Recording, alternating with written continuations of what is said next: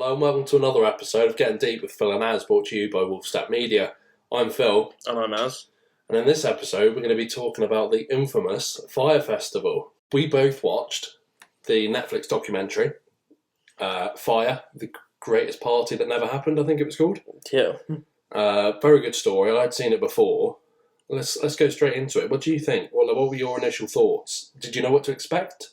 I don't go to many festivals, but just the thought of having a festival on an island surely made it complicated from day one. Yeah, a lot of logistic problems, wouldn't there be? Because obviously you've got to transport everything and everyone to that destination. Yeah, it's a little bit of a mad one, really, like when you think about it within context. Did you also watch the Hulu documentary? I haven't yet, no, but I've got it to watch. But Fyre Fraud, that one's called. It was a Hulu documentary. I've seen that one too, and that's the one I've seen more recently. Although I must admit, I preferred the Netflix version. You've already seen the best one, Harvey.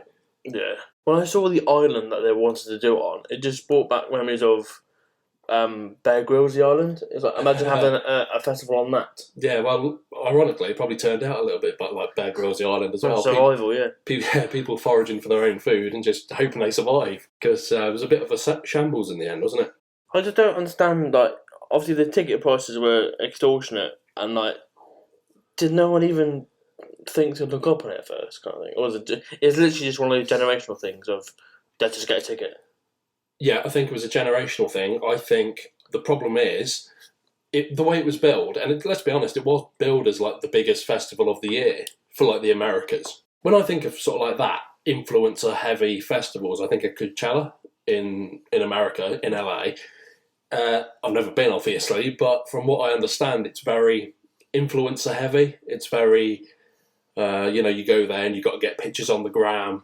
Otherwise, what's the point of you going? Do you know what I mean? It's a very hip, cool place to be for the millennials. So for our UK and Europe listeners, would that be what kind of like Glastonbury type thing?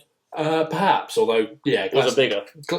No, I'd say Glastonbury's bigger. Glastonbury's like huge, huge. Coachella's more like I don't know. Really, it's difficult to say. It's more. It's like they're a world apart. Like if you were to see them, or if you were to go to both. Well, we're biased, so being English, British, we'd probably favour Glastonbury. Not just for location. If location didn't matter, I think we would still favour it. Or at least I would, I'll speak for myself. Coachella's a little bit more of the things that would get frustrating quite easily, I think. Everybody almost vlogging their experience on their phones constantly, talking about Coachella, isn't it great to be here, etc., etc. Yeah, it's one of them. I mean, I personally would prefer Glastonbury, but yeah, it's a huge festival in the Americas still, and Fyre was basically, at least made to challenge that. It never happened, as the title suggests, the greatest party that never happened.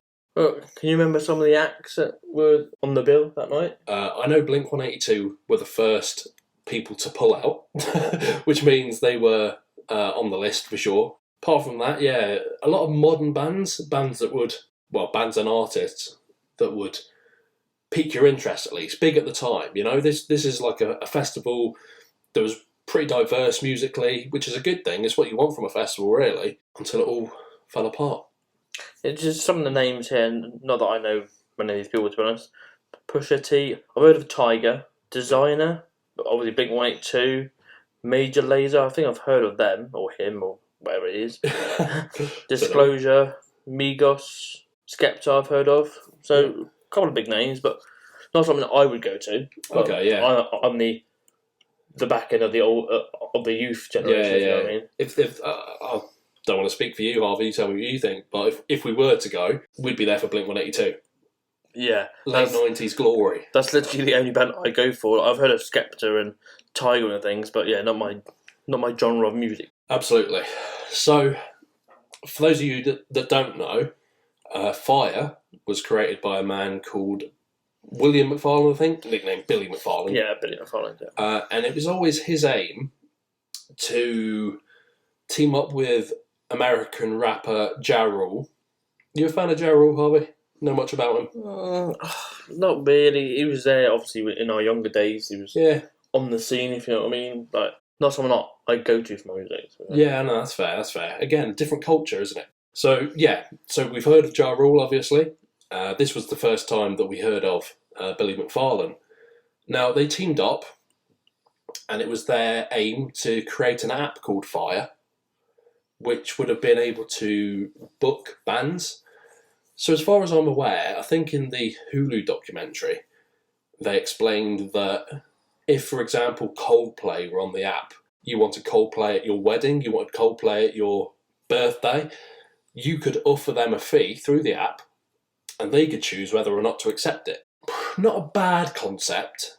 Again, that didn't happen, obviously. It fell apart. But what's your thoughts on the app side of things, Harvey, with that? App type of things is the modern way of doing things. Cut out the middleman. Jobs are good, but obviously all these bands, like Blink-182 at the time, like you say, Coldplay, they've all got management agencies. Yeah. So they would have to go through the Fyre app themselves to book their bands, and like when we Chris Martin himself for Coldplay said, yeah, well, we'll book ourselves for Fyre. You know what I mean? Yeah. So, No. Of course, I understand that. It would have been very good in a sense that, well, any Tom, Dick, or Harry could have just booked Coldplay. In that sense, do you know what I mean? Like, how would me and you ever get in touch with the band or the management of Coldplay to say, hey, look, can we have Coldplay play at Harvey's wedding, please? Yeah. So in theory, it would have been. It's a good idea. Now, if we had a ton of money, which we don't, but if we did, and they were contactable through this Fyre app, maybe we could make an offer. Maybe they would actually accept, and we would be able to party with Coldplay. It all sounds good. Don't get me wrong, but we all know how easy Yeah. things can go wrong. I the festival itself. Absolutely. But as like a starter idea, not too bad. Obviously, the next step was getting the location. It was the Exumas in America. It was advertised as an island once owned by Pablo Escobar. Now, the people that they bought the island from, or leased the island from, not too sure. I think they leased it. I think at least, yeah, but they said they bought it. Yeah, you're right. Again, see, there comes a confusion. You're right. So let's say they leased the island. They were told, look, please don't say that it's Pablo Escobar's former island. Yeah, okay, idolised by many, but he was a criminal. Do you know what I mean? He was. So yeah, that's a difficult one. They chose not to listen, and in the promotional video, they decided to use the title formerly owned by Pablo Escobar. Not off to a great start. No, but again, why would you want to associate that name with anything anyway? If you want it to work, surely you keep it legitimate. Like, wouldn't that be a red flag from the start if a big company wants to start a festival advertising Pablo Escobar? I mean, it doesn't sound great, does it? No, true. You might be right there, but like I say, he's idolised by so many people. Do you know what I mean? Like, he's like, I'm not sure, like one of the most infamous drug barons in the world, if not the most infamous. Do you know what I mean? So he's one of them people that everyone knows. Let's be honest, everyone's heard the name, so they're probably using that as a marketing ploy. That's why they used it. Do you see what I mean? Yeah. Like I say, I get it. I just don't understand why they would use that name when they've been specifically told not to. Yeah. So then they lost the island that they were originally going to do it on, which wasn't any better than the one they did it on, or tried to do it on. But yeah, very true. Yeah, of course, that's a whole different sort of part of the podcast, isn't it? But it leads nicely into the next part. You're right.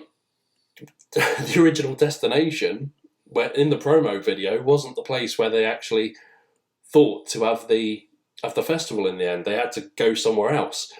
Again, lying to their audience a little bit. Not entirely fair. At this point, you know what, they're still trying to make a go of it legitimately. So how much blame do you put at their door this early? I put a blame, not early on, because even watching the documentary, it wasn't until it all went to pot, which we'll get to in the end, but it wasn't until that started kicking off, they realised it was never going to happen. So it was no one's blame, really. They just didn't do their homework. Yeah, I think that's fair, because obviously it ended up becoming like a snowball effect, just rolling downhill, gathering momentum and just basically rolling out of control, really. I think the issue is, obviously, this Billy or William McFarland gets all the stick for it, but he did hire his mate, whatever, who's done festivals before, and not once did he share his concern.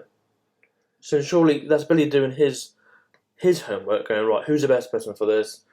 I think his name is Richard or someone. Yeah. It's his job to say, look, this isn't going to work 100%. Yeah. He kind of kept it around a bit until it was too late, then said, oh no, you cover your track, basically. The impression I got from him in the documentary was he was very sort of like flashy. Billy, for a start, was very, very much problem solver. Although I say that with a grain of salt, because, yeah, he might fix a problem, but he doesn't fix it properly. You know what I mean? It's like putting masking tape over a hole in your boat. It might fix it for like a minute, but then you know it's going to go again. It's tough, really is tough. You're right though. Common sense would suggest, well, we're putting on a festival for the first time. Who's the best person I know for that can see this through? And you're right, maybe he hired the right guy. Or so he thought. Or so he thought, yeah. Until it got to the end. But again, we'll get to that part.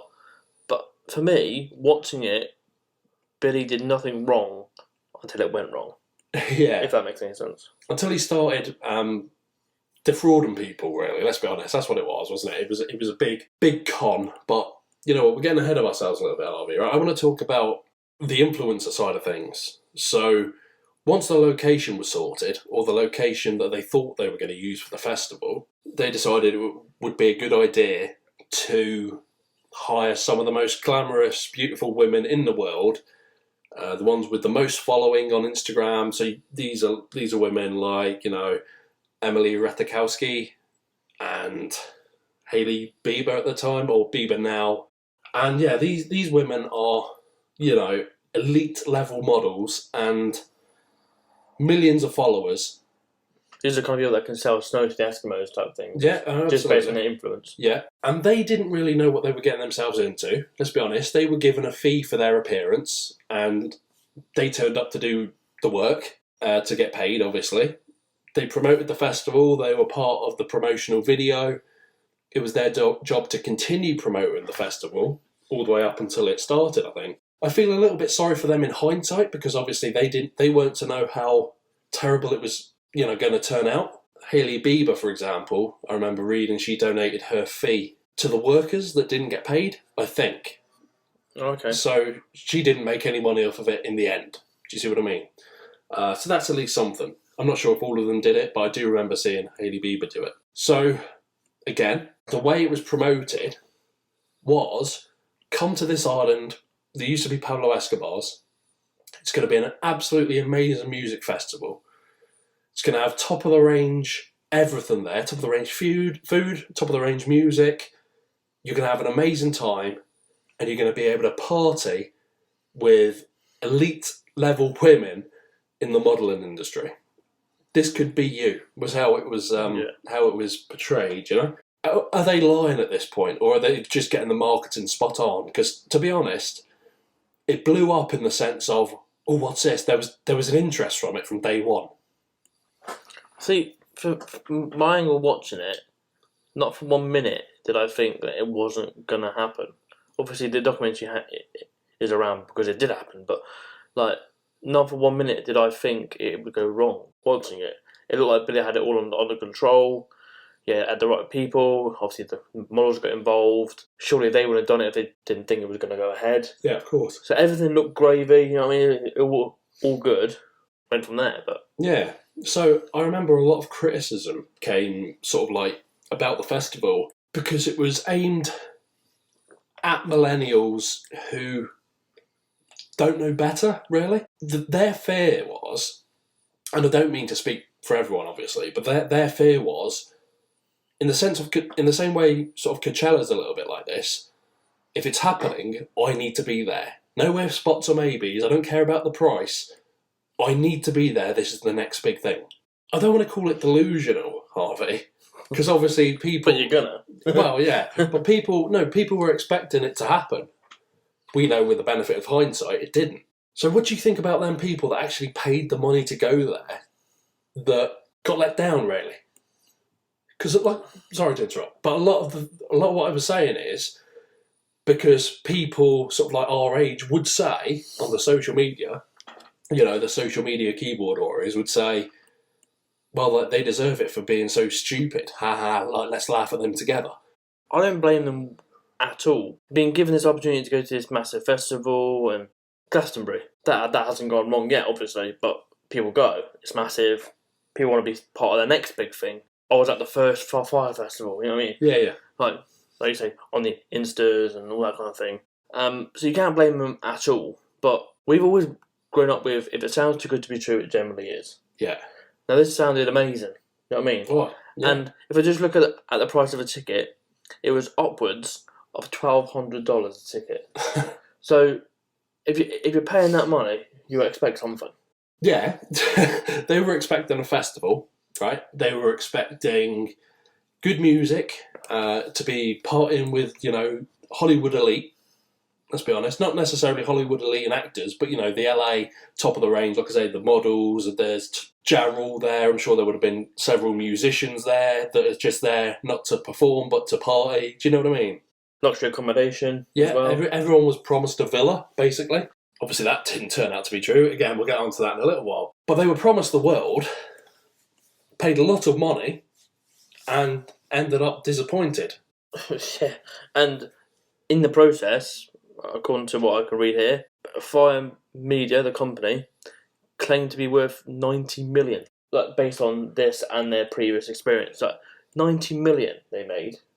So basically, what we're saying is Billy McFarland conned people out of £90 million worth of $90 million worth of money. Is that right?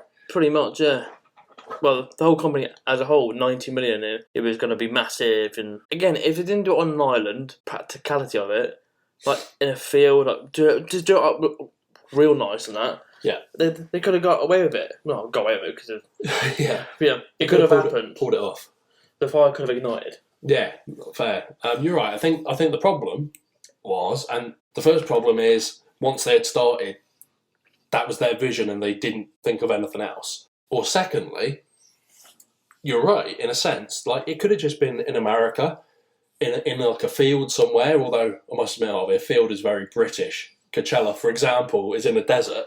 Okay. But something like that, though, you know what I mean? It might have lost its glamour, because this is billed as, oh wow, come party in the, Exumas, Bahamas. Beautiful women, beautiful sea, beautiful scenes, beautiful music. Maybe a festival in a field isn't painted in the best light, but you're right. If you get people there and they enjoy it, they'll go to anything. You've seen the mudslides that happen at festivals, right?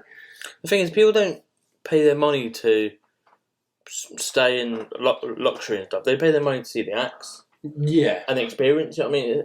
I know camping is a very British thing as well, but to do it on an island, they just hit a snag from day one. You're right. There was so many problems. I don't even know where to start, Harvey, but let's try and continue. So people were buying tickets. It sold out very fast from what I'm aware. Again, it was the must-go-to event. If you weren't at this event, you were nowhere, basically. Influencers, millennials, they had to be there, do you know what I mean? They just simply couldn't miss this, because if they did, they'd get FOMO, probably, fear of missing out. So it was booked as that. Look, they had to be there, they had to attend. When they started asking questions, how are we getting there? Well, the promotional video said private jet. Oh, wow, that's luxurious. Again, how are they paying for this? Didn't cross their mind. I've got to be there. But when they started asking questions, surely it should have raised a few sort of like suspicions when those comments on their Instagram posts were being deleted by the admin of the Fyre Festival page. You know what I mean? So if you've just spent $1,200 on a festival and you're like, I'm just going to tweet them, or put a message in one of their sort of like posts on Instagram, just say, by the way, where do I need to be and what time for this festival? And you get blocked, deleted, and you can't contact them again. Surely at that point you're thinking, might just be a big scam here. Which I would think as well. But if I was buying a ticket, like obviously not $1,200, you know what I mean? I haven't got that. But even if I was buying a ticket for, say, $50 or whatever, for £30 or whatever, I'd be like, right, I'm buying a ticket for, say, Blink-182. I don't even think you could get a beer at a festival for £30, are we? No, but let's just say me and you wanted to go watch Blink-182. The first thing we do is go, where is it? What time is it? What date is it? How are we getting there? How are we getting there? Where are we staying? Yeah. before I even buy a ticket. Yeah. Now, they bought a ticket because they wanted one like that, right? Bang. Ticket. Now what? Who does that? You're right. Millennials, apparently. Millennials, you're right. No. But me and you are very different, are we? We'd be called boomers. We're old school. Do you know what I mean? We're past it a little bit. In our 30s, old school. Yeah, that's it. Old school. But you know what? It's a place to be. Probably not. But it's a place to be. No, look, but you're right. That's us being mature and handling it well. Whereas the millennials, like I said, they don't have time to think. They're like, this could be sold out. If I take 1 minute to consider if I want to go to this festival or not, and they sell out and I don't get to go, and all my friends do, I'm going to be the laughing stock of my group or the internet or whatever. Do you know what I mean? You've got to bear in mind, with these millennials and influencers, Harvey, they can't miss a step.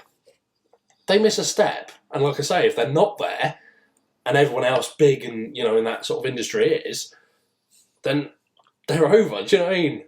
Not necessarily over, but do you see what I mean? They're out of the loop. They miss a trick. So the marketing must have been amazing then. Well, let's be honest, right? Like, imagine the festival did go ahead. Getting like elite model women, we're talking elite, Harvey. These are top of the range. You know what I mean? Front cover of Vogue and shit. They were so big in their sort of like field. Do you know what I mean? And they really were.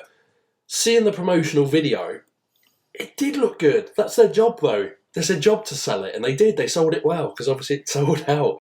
In hindsight, perhaps, like we say, you could laugh at the people who were so stupid, maybe that's not the right word, but so stupid to buy the tickets without really having any information to go on. But imagine that fear, like I say, of spending $1,200 on a ticket, and you go, I'm just going to contact them to see when I can get on my private jet that's going to take me to this island. Oh, I'm blocked. What's going on here? Red flag. Red flag for me would be, private jet. I'm thinking, well, if everyone's getting there by private jet, how many jets are you going to need? Yeah, it was the same one, just going back and forth. 200 trips in a day. You know what I mean? Again, logistically, doesn't make any sense, does it? Well, bear in mind, you can buy a ticket from anywhere in the world. You're going to get a private jet from London to Bahamas. That's a very good point, Harvey. Yeah, I like it. But I don't, obviously. It failed, but you know what I mean. The problem started mounting up for Billy and his team. It's fair to say, yeah? Yeah. And it was one problem after another.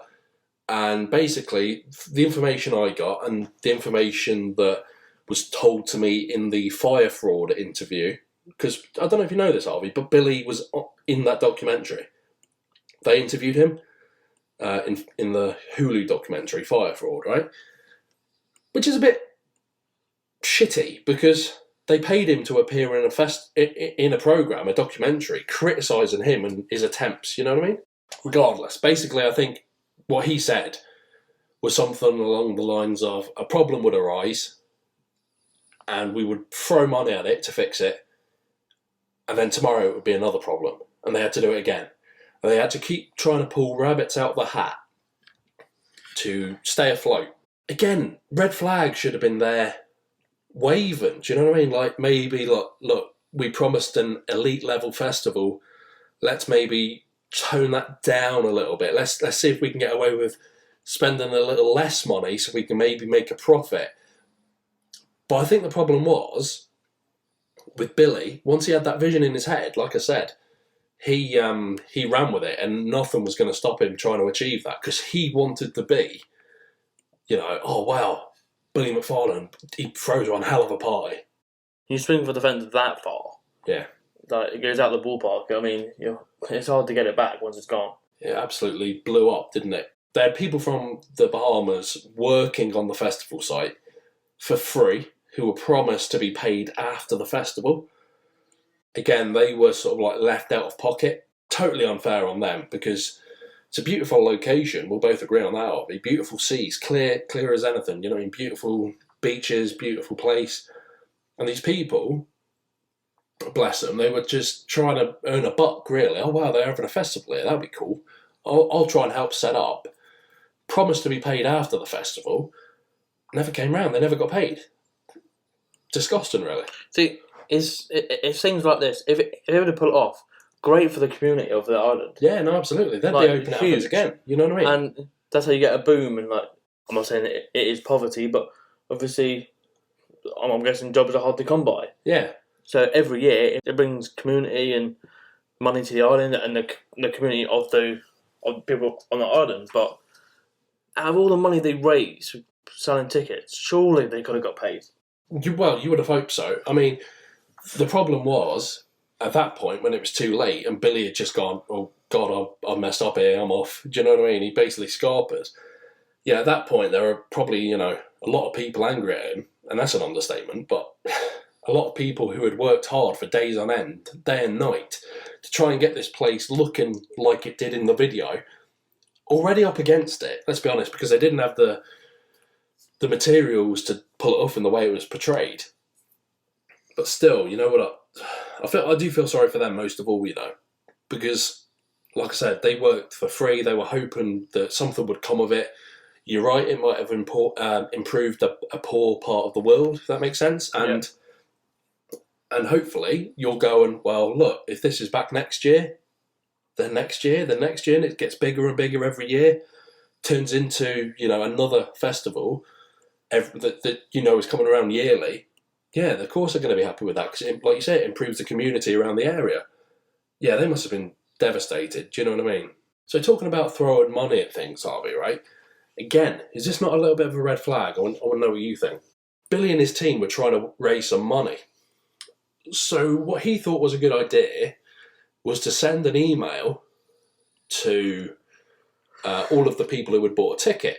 He said, this is a cash-free festival. You think, oh, that's fairly modern, you know what I mean? Like, everything's contactless these days, really, wireless. But what happened is you're given like a wristband, right?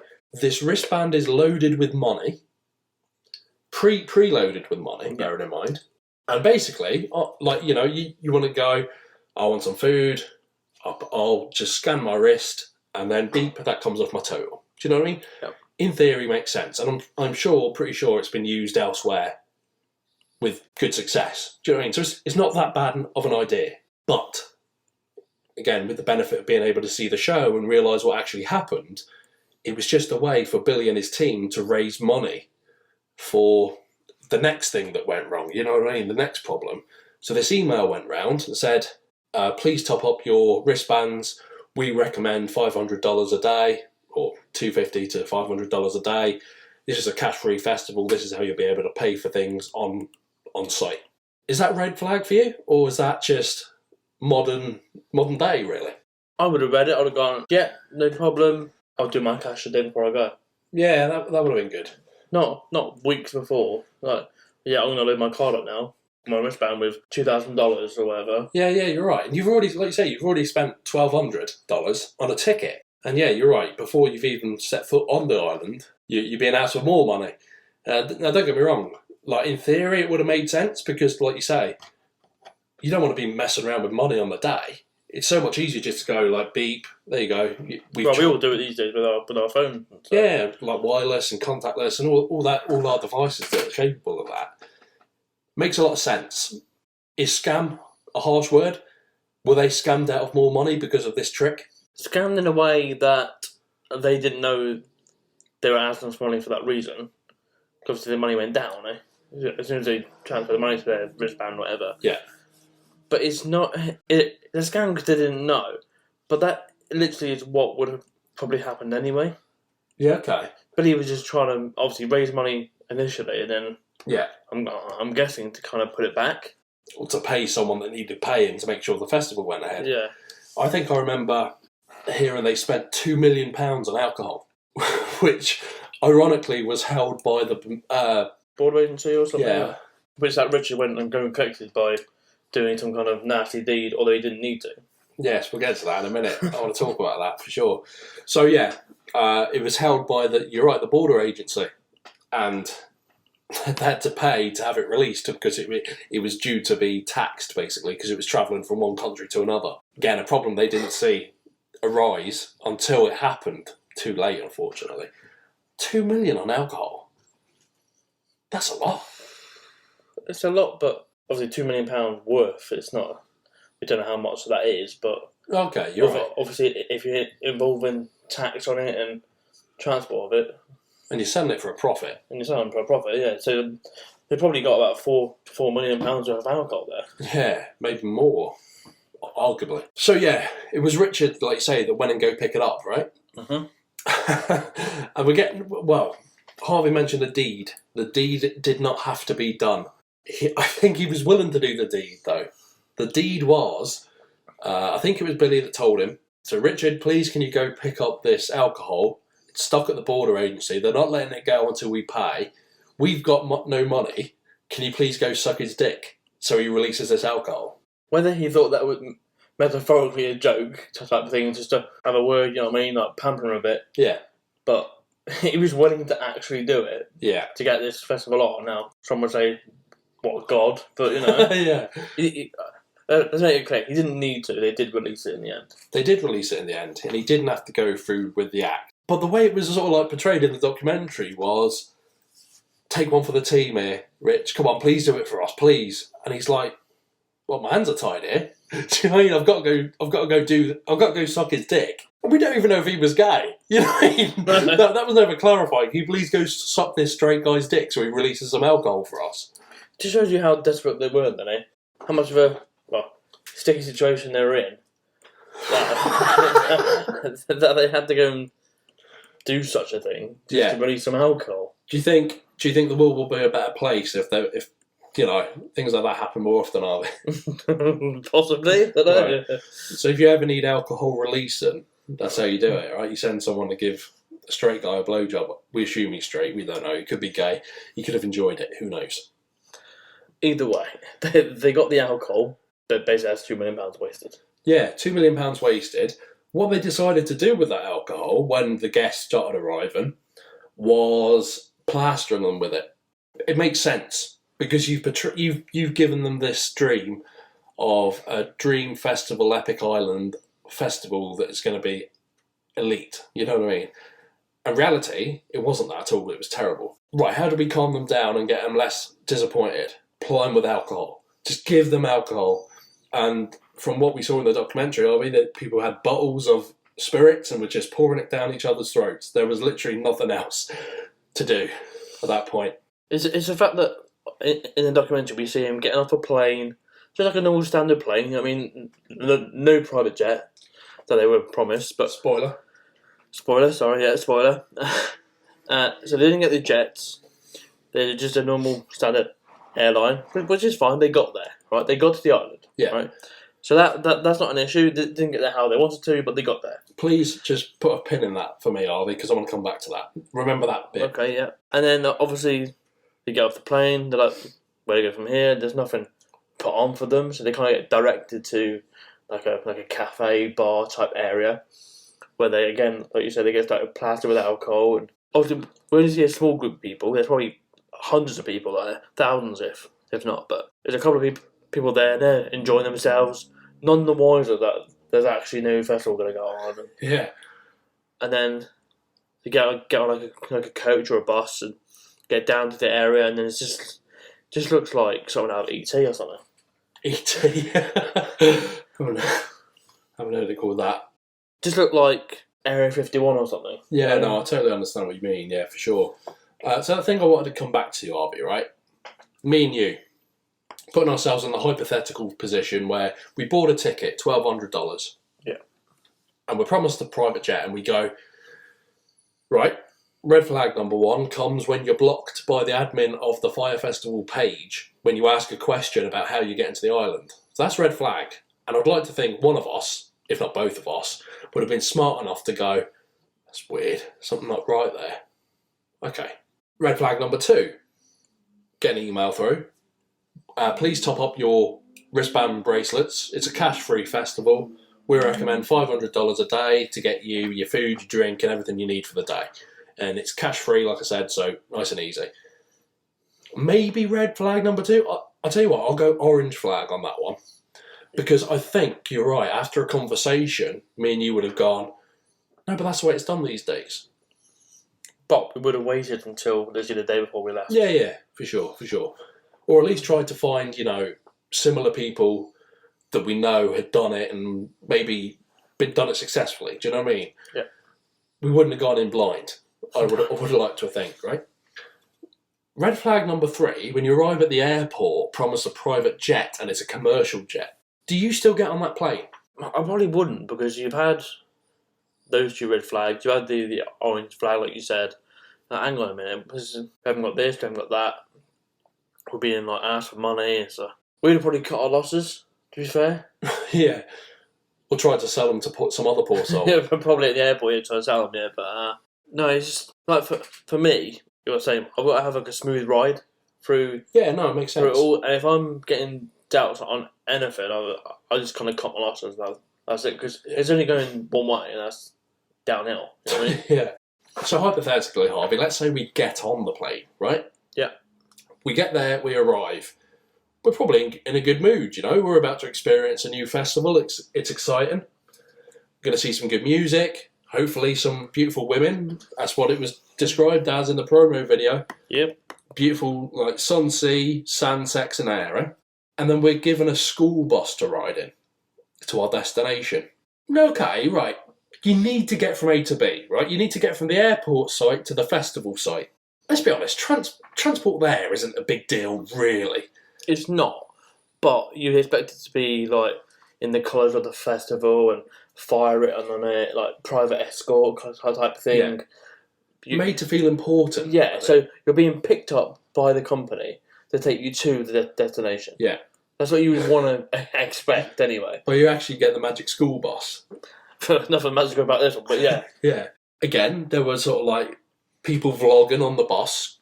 Again, sort of laughing it off as a bit of irony, saying we were promised a private jet, we got a commercial jet. We were promised, you know, decent luxury accommodation. We were promised decent luxury transport. We're in a school bus. And I think maybe the wheels started turning, because I think at that point I remember a guy saying, what have we done? We've just wasted all our money. And maybe that's when it started to dawn on people. You know what I mean? Maybe they needed to see it with their own eyes. Yeah.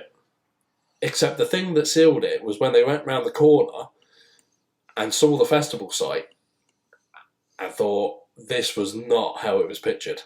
Now, to be fair, it was behind schedule. But again, the task was too big for the workforce, right? So I think what they did first was drop them off at a sort of like cafe bar sort of area. And at that point, you know, they're on the beach, literally bar, sand, sea, in that order. You know what I mean? This is how close it was to the beach. It was beautiful. And yeah, they go there, they have a drink, and then I remember the woman who owned the bar being asked the question, like where do we go from here? Where can I get my luggage? And she was like, I don't know what you're on about. You know what I mean? But it's got nothing to do with me. I don't even know why you're here. I mean, she did, obviously, for the festival. Yeah. But she meant in her bar. Yeah. Do you know what I mean? So that was a bit strange. But yeah, then they carried on to the festival site, like I said. And then that is when it hit home. Because you could see it in their faces. They were like, oh, God, what's this? You know, what has happened here? We were promised luxury villas. We were promised luxury accommodation. I think what they actually used was hurricane equipment. So in a disaster, these are temporary accommodation for families who have, you know, sadly lost a house or something like that. Yeah. Not the glamour they were promised. And I remember watching it and thinking it was a free-for-all for these mattresses, and they're just getting soaked and because of the rain and stuff. And it's basically grab your own mattress, take it back to your little tent type thing. Every man for himself. Water and food here, take what you want. Yeah. It was crazy, wasn't it? At that point, surely, like, you know, we're getting into the realms of what is going on here. Do you know what I mean? I mean, we've had, like, a mess up, but Christ, this is bad. I forget to add, actually, some people at the airport, I think it was, and I don't know if it was the airport before they travelled or after they travelled, they got the tweet through from Blink-182 who said they were pulling out from the festival. That would have been very disappointing for me and you, Harvey. Maybe that would have saved us. Because if we saw that tweet before we got on the plane and they were the only band we were there to see, I think that would have sealed it. I think that we would have gone, you know what? Nah, no point. Maybe. Yeah. I don't know. Depends how much, you know, fun we wanted anyway, but tough to say. So bands had already started pulling out at this point as well. Do you know what I mean? It's a tough one. Blink-182 used the excuse, well, not the excuse, the perfectly valid reason that they wouldn't be able to perform at their top level without the right equipment. And that wasn't provided for them, so that they're not going to play. Do you know what I mean? Because you've seen sort of like behind the scenes, Harvey, with like bands and stuff. Usually there's a massive entourage, a truck, technicians, sound technicians, you know what I mean, sorting out all their equipment for them. And again, it was a logistics error, probably. Well, how are they going to get all their equipment to here? Do you know what I mean? Again, what a stupid idea. Do you know what I mean? In reality. Obviously, when you saw the tent, not tent, the stage and things, it did look good. But, Yeah. But there, it looked good. We're kind of ready for some kind of like gig or festival. It's a shame it was never used. Yeah, it's one of those things where like they raised so much money, but it didn't execute everything. It basically, you think, where's that money gone then? Yeah, and I think that's the problem, right? Is that's why Billy McFarland is considered a fraud, because not only were you, don't get me wrong, right? Marketing is there to sell you stuff. That worked perfectly. I've got no problem with the marketing side of things, right? It obviously got the money. Yeah, it got the money and it did the job. It did what it was supposed to do. You're right, sell the tickets. The problem was when they couldn't make the festival look like the promotional video and all the luxurious sort of pictures you see going around, things like that. It's hard, really is hard. Like, but that's why he went to prison. Ultimately, that's why he is under the American law. He is a criminal, and he got sent down for 6 years, I think, for fraud in the end. Is that harsh? Was he just a man with a dream that couldn't pull it off? Because fraud's a strong word. I think it's the extent of loss across the board. I think if you were selling tickets for $100, they'd have probably gone, oh, that was disappointing. Oh, wait, $100. Oh, you know what? It's not worth the hassle. The amount of money and the letdown of losses of the workers and things, that's the reason he's been to prison. Yeah, because a lot of people got let down because of his stupidity. Yeah. You know what I found really sort of like sickening, if that's the right word? Billy left the Bahamas and he went straight into a penthouse. He got arrested by the FBI, investigated, bailed, and was living in a penthouse while he was on bail awaiting his court date. Like, you know, we're talking like an elite level penthouse here, mate, you know what I mean? I think there was even footage of him with his mates around in the penthouse having a laugh and a joke about things. Yeah, they were. And they were trying to sort of dream up their next project. Was that not when he was living back with his parents or something? He decided to try and do another scam of some sort. Yeah, I think when he's on bail. Like. Yeah. I think you're right, mate. Yeah, he tried to do something. Surely he would have learned from his mistakes, but we'll never know. You can relate this to gambling a little bit. Like, he gambled so much on this festival. Yeah. That he was trying to rectify it in whatever way he could do by then doing another bet, and you know what I mean, like gambling again to try and pay off the first gamble. But we know how that goes, when you start chasing losses. You cut your losses. Yeah, that's it. I think the difficulty was he didn't know when to stop, and you're right. It's that sort of gambling addiction problem where you don't know when to quit, and he should have known when to quit. He should have been smarter than he was, because he comes across as a smart guy, an ambitious guy.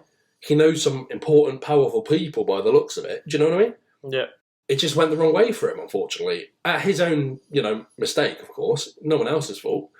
But it's tough. It really is tough, because I can see that, he wanted to pull it off. It's probably a little bit of an ego thing as well. He wanted to be the guy that created Fyre Festival. Wow, what a man. Have you been to one of his parties? Oh my God, they're amazing. You get that FOMO because you're not there. I admire the vision. The execution was literally, should have been an execution. It was terrible. Obviously not made easy by people like Jarul within his party type of thing. He was all for it, but not once did he take the rap for it.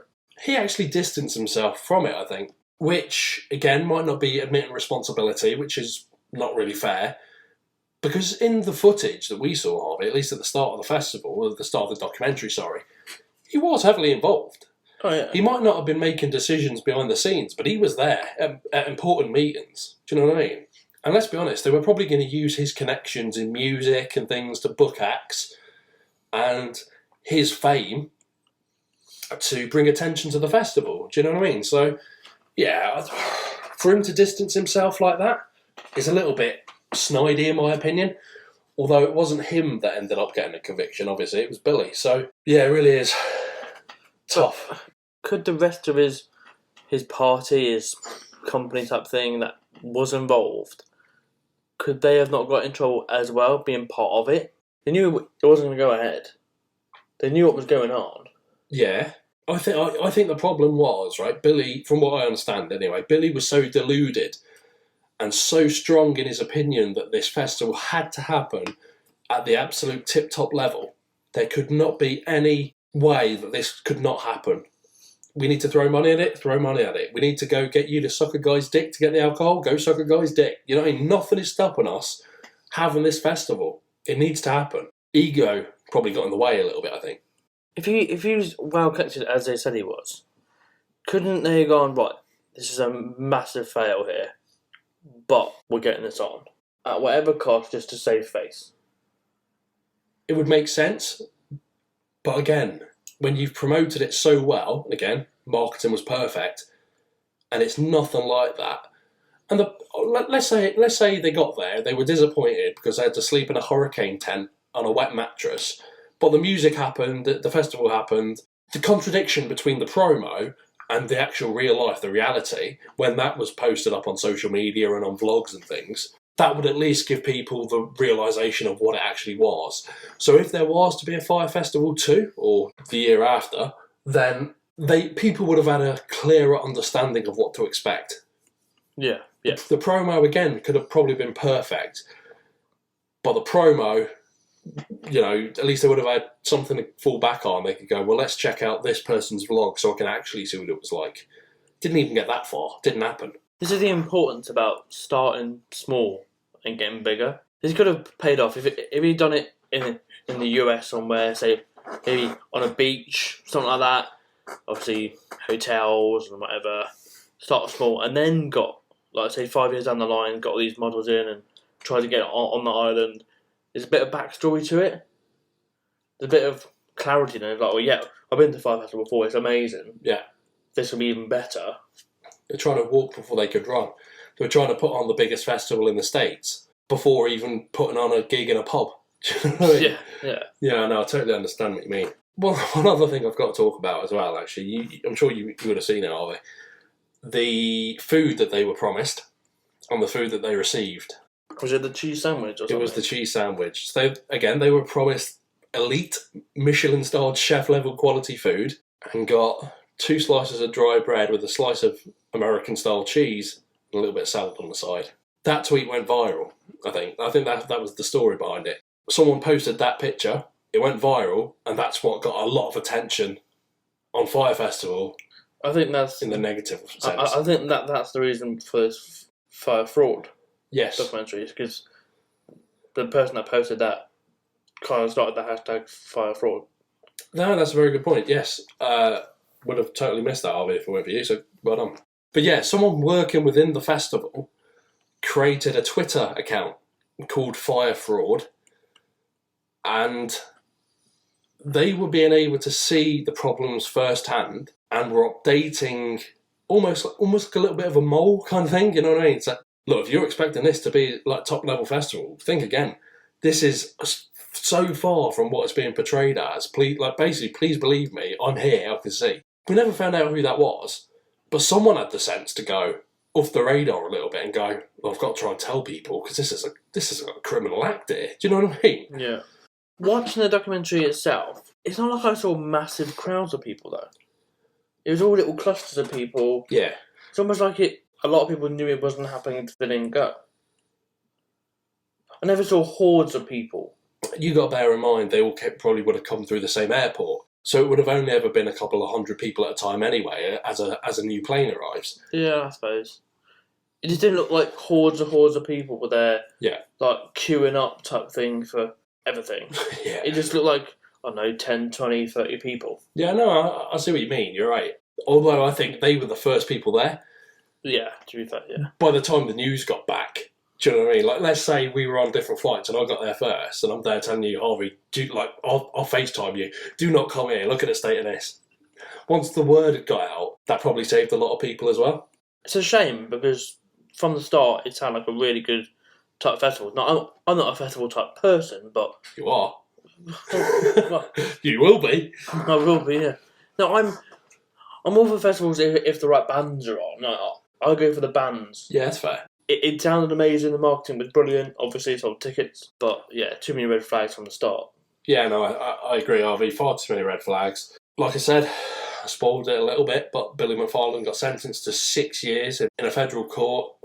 Served 4 years. I believe he is out. I think he served 4 years out of 6. That's about right from what I understand of, the criminal justice system, which I don't really know much, especially in America, but there you go. 4 years he served. I think I read a story actually. He struck up a friendship with a guy from Jersey Shore. Do you know anyone from Jersey Shore, Harvey? He was like the main guy from Jersey Shore. Do you remember his name?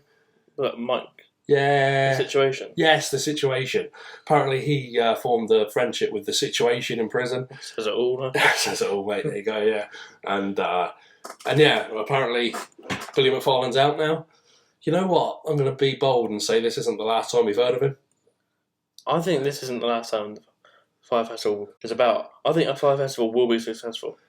I think, don't get me wrong, I'm not too sure about his conviction, but I'm pretty sure that they would have had a clause in there somewhere that said, look, you can't be the CEO of a business again. Is that a fair thing? Like, is that usually common?